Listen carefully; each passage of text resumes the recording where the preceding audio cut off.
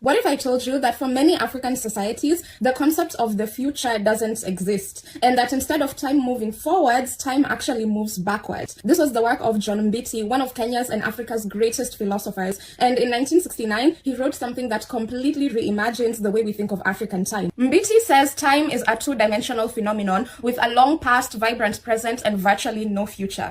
Using Swahili words, he describes the two dimensions of time. The first one being Sasa, the now, the recent past, and the immediate future which can be experienced. The second dimension is Zamani. Zamani is the vast, endless past where all events eventually go on to live forever.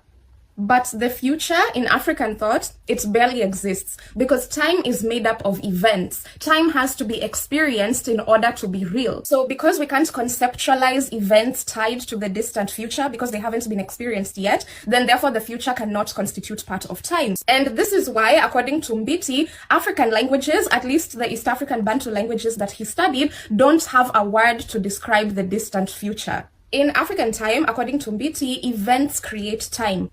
Seasons, ceremonies, a conversation, those moments produce time, and people produce as much time as they need. An example that Mbiti uses from the communities that he studied is that a year is measured based on 4 seasons, 2 dry seasons, 2 wet seasons. So a year is only over when those 4 seasons have taken place. So a year could take 365 days, 390 days. It doesn't matter the number of days in a year. What matters is that the 4 seasons have taken place. And this is in contrast to the Western view towards time, where time is a commodity, something that can be spent, saved, wasted, or lost. And according to Mbiti, this is why if foreigners come to Africa and they see people sitting under a tree, they would remark that, okay, why are these people wasting so much time?